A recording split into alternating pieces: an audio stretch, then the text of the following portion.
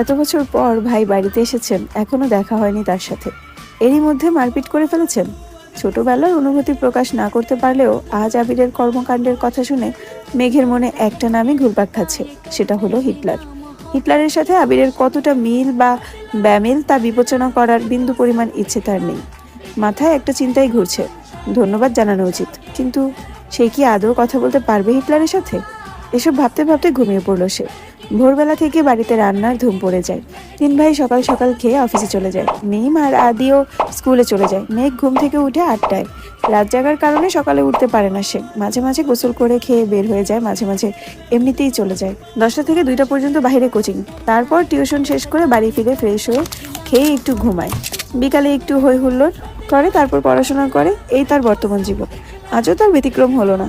খেয়ে কোচিং এর উদ্দেশ্যে বেরিয়ে পড়েছে। বাসার গাড়ি তাকে দিয়ে আসে, আবার কল দিলে নিয়ে আসে। ঠিক 12টায় ঘর থেকে বের হয় আবির। ধীর গতিতে নিচে আসে। চিন্তিত মুখ দেখে মা মালিহা খান ভীতস্তরে ছেলেকে জিজ্ঞেস করেন, কিছু হয়েছে তোর বাবা? আবিরের মুখ ভারী ভাব বজায় রেখে উত্তর দিলেন, কিছু হয়নি, খেতে দাও। ছোটবেলার চঞ্চলতার ছিটে ফোটাও নেই ছেলেটার মধ্যে। এটা ভেবেই বারবার হতাশ হচ্ছেন মালিহা খান। হঠাৎ চোখে পড়ে ছেলের হাতে ব্যান্ডেজের দিকে। হাতটাও ফুলে গেছে অনেকটা। আবির খাবার খাচ্ছে আর তার মা শান্ত স্বরে ছেলেকে বুঝাচ্ছেন, এটা করো না, সেটা করো না। মনে হচ্ছে 5 বছরের শিশু সে, আগুন পানি চিনে না। যদিও বাবা মায়ের কাছে সন্তানেরা সারা জীবনই শিশুই থাকে। খাওয়ার শেষে মায়ের থেকে বিদায় নিয়ে বেরিয়ে যায় আবির। মেঘ বাড়ি ফিরেছে 1 ঘন্টা হবে। শাওয়ার নিয়ে নিচে এসেছে খেতে। তানভীর রুমে থেকে ছুটে এসে জিজ্ঞেস করে, বড় আম্মু আবির ভাইয়া কোথায়? আজকে ওঠেন মালিহা খান, ও তো 2-3 ঘন্টা আগেই খেয়ে বের হয়ে গেছে। কেন? ইস, মিস করে ফেললাম। মালিহা খান, কি হয়েছে বাবা? মেঘ নীরবে তাকিয়ে আছে। ভাই আর বড় আম্মুর কথোপকথন শুনছে আর বোঝার চেষ্টা করছে ঘটনা কি। তানভীর বাইকে কল দিয়ে জিজ্ঞাসা করে, কোথায় আছো? আবির কি যেন বললো, শোনা যায়নি। তানভীরের চোখে মুখে উত্তেজনা স্পষ্ট। বড় আম্মু, আম্মু, কাকিমা, বাহিরে চলো। কেউ প্রশ্ন করার আগেই তানভীর ছুটে গেল বাহিরে। তার পিছনে পিছনে মিম, আদি, মা, কাকিরা সবাই দরজা পর্যন্ত গেল। সবার পিছনে মেঘও গেল সেখানে। এরই মধ্যে বাইকে বাড়ি ঢুকলো আবির। নীল রঙের চকচকে একটা সুন্দর বাইক, হেলমেটটাও নীল। হেলমেট খুলতে খুলতে তাকায় বাড়ির মানুষের দিকে। মেঘ অপলক দৃষ্টিতে তাকিয়ে আছে। সেই কবে দেখেছিল আবিরকে? সেই আবিরের সাথে এই আবিরের চেহারার কোনো মিল নেই। হেলমেট খুলতে চুলগুলো এলোমেলো হয়ে গেছে। আবিরের চোখে সানগ্লাস, নেভি ব্লু রঙের শার্ট কালো প্যান্টের সাথে ইন করে পড়েছে। হাতে কালো ফিতার একটা ঘড়ি, পায়ে শো জুতা। আপাতমস্তক দেখলো আবিরকে। হৃৎপিণ্ডের 4 প্রখণ্ড ছটফট করতে লাগলো মেঘের। আবিরের দিকে বিভোর দৃষ্টিতে তাকিয়ে আছে সে। আবির বাড়ির সকলের উদ্দেশ্যে বলল, বাইকটা কিনেছি, কেমন হয়েছে? আবিরের কণ্ঠ মেঘের মনের গহীনে ধাক্কা খায়। এতে হুঁশ ফিরে তার। দাঁড়িয়ে থাকতে পারছে না সে। এক দৌড়ে নিজের রুমে ঢুকে দরজা আটকে শুয়ে পড়ে মেঘ। মিম আর আদি হই হুল্লোড় করছে। আবির ভাইয়ার কাছে আবদার করছে ওদের বাইকে নিয়ে ঘোরার জন্য। মালিহা খান ছেলের পানে তাকিয়ে প্রশ্ন করলেন, বাসায় 2-3টা গাড়ি থাকার পরেও বাইক কেন কিনলে? আমার গাড়িতে চলাচল ভালো লাগে না, অবলীলায় উত্তর দিল আবির। পিচ্চিরা খুশি হলেও খুশি হতে পারেননি মালিহা খান, হালিমা খান আর সালেহা খান। কারণ এই বাড়িতে বাইক ব্যবহার নিষেধ করেছেন স্বয়ং আহমদ আলী খান নিজেই। তিনি কোনো এক বয়সে বাইকে অ্যাক্সিডেন্ট করেছিলেন। সেই থেকে বাইক কেনা বা বাইকে চলাচল নিষিদ্ধ করেছেন। ইকবাল খানের খুব ইচ্ছে ছিল বাইক কেনার, কিন্তু বড় ভাইয়ের নিষেধ অমান্য করার সাধ্য তার নেই, কিনতে পারেননি। তানভীর মুখ করে চাইছিল বাইক কিনতে। রাজনীতির সুবাদে অনেক জায়গায় চলাচল করতে বাইক থাকলে সুবিধা হয়। বাবা মোজাম্মেল খানকে বলেও ছিল সে, কিন্তু বাবার এক কথা, তোর বড় আব্বু বাইক পছন্দ করে না, তোর দরকার পড়লে তুই একটা গাড়ি সবসময় ব্যবহার করিস, তারপরও বাইক কেনার নাম মুখে নিস না। আবির বাড়ি ফিরেছে 24 ঘন্টা হবে হয়তো। এরই মধ্যে বাইক কিনে ফেলেছে। এর পরিণাম কি হবে তা ভেবেই ভয়ে আটকে যাচ্ছেন বাড়ির 3 বউ। অষ্টাদশীর হৃদয় কাঁপছে, কেমন জানি অস্থির লাগছে সবকিছু। পরিচ্ছন্ন নয়নে তাকিয়ে আছে রুমের জানালার দিকে, দৃষ্টি তার অসীম দূরত্বে। কি যেন কি ভাবলো, কতক্ষণ হঠাৎ ঝলমলিয়ে উঠতো। মেঘ সঙ্গে সঙ্গে চোয়াল শক্ত করে নিজেকে নিজে প্রশ্ন করলো, বাই এনি চান্স আমি কি হিটলারটার উপর ক্রাশ খেয়েছি?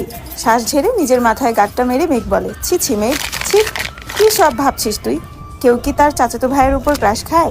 ভালো ভদ্র হলেও মানা যেত, এমন গুরু গম্ভীর বদমেজাজি আর হিটলারের স্বভাবে কেউ কি কারো ক্রাশ হয়?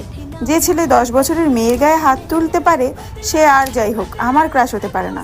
এটা ভাবতেই মেঘের বুক ভেসে আসে কষ্টে। নিজেকে স্বাভাবিক করতে মোবাইল হাতে নিয়ে কল করে মেঘের সবচেয়ে কাছের বান্ধবী বন্যাকে। প্রথম কল দিতেই রিসিভ হয় কল। বন্যা ফোন ধরেই সালাম দিল, আসসালামু আলাইকুম, কেমন আছিস বেবি? মেঘ, ওয়ালাইকুম আসসালাম, আলহামদুলিল্লাহ। ভালো আছি, তুই কেমন আছিস? হঠাৎ আমায় স্মরণ করার কোনো স্পেশাল কারণ আছে? তোর তো আবার ভাঙা ফোন ঠাসঠুস বন্ধ হয়ে যায়। মেঘ রাগান্বিত স্বরে এক প্রকার হুঙ্কার দিয়ে বলে, তুই আজ কোচিংয়ে আসিসনি কেন? কি যে একটা জিনিস মিস করছিস।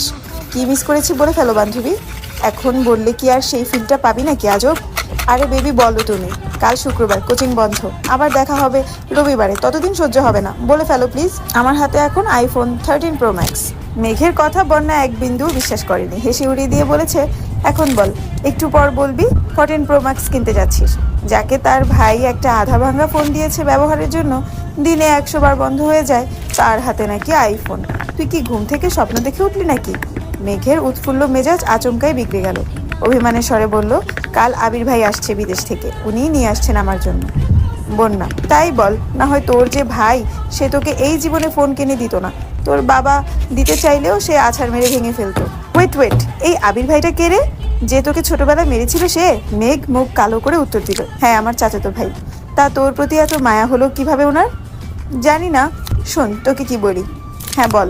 আসলে আজকে বিকেলে আবির ভাইকে দেখে ছোটখাটো একটা শখ খেয়েছি। মানে? কি সুদর্শন চেহারা, দাঁড়ানোর স্টাইল, লুক আর অগোছালো চুল দেখে আমার মনটা এলোমেলো হয়ে গেছে। আমি মনে হয় ওনার উপর ক্রাশ খেয়েছি। মুখ ফুলিয়ে শ্বাস ছেড়ে একটু ধাতস্থ হয়ে গুরুগম্ভীর স্বরে বন্যা বলল, তোর মাথা ঠিক আছে মেঘ? তুই এত বছর যাবৎ বলেছিস এই মানুষটা তোর শৈশব নষ্ট করে দিয়েছে, আজ কৈশোরে পা দিতেই এই মানুষটার উপর ক্রাশ খেয়ে ফেলেছিস। মানুষ রং বদলায়, কারণে অকারণে বদলায়, কথাটা এতদিন শুনেছি, কিন্তু আজ তোকে দেখে মনে হচ্ছে এই কথাটা 100% সত্যি। না হয় যাকে এত বছর শত্রু ভেবে এসেছিস, আজকে তার কথা অবলীলায় বলে যাচ্ছিস। বাহ মেঘ বাহ। মেঘের নীরবতা বুঝতে পেরে বন্যা আবার বলা শুরু করলো, এসব কোনো বিষয় না বেবি, হঠাৎ করে দেখেছিস তো তাই আহামরি সুদর্শন লেগেছে, বিষয়টা মাথা থেকে ঝেড়ে ফেলো, দেখবি সব ঠিক হয়ে গেছে।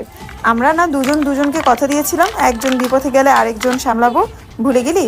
স্পষ্ট বোঝা গেল মেঘের বদলে যাওয়া অভিব্যক্তি। সহসা নিজেকে সামলে আচমকা প্রশ্ন করে বসলো, আমি কি দেখতে সুন্দর না? আমি কি কারো ক্রাশ হওয়ার যোগ্য না?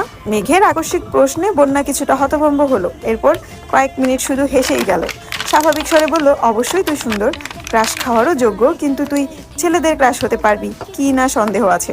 হতে পারিস রাস্তাঘাটের গাছগাছালির, রংচটা দেয়ালের, গরু ছাগলেরও হতে পারিস।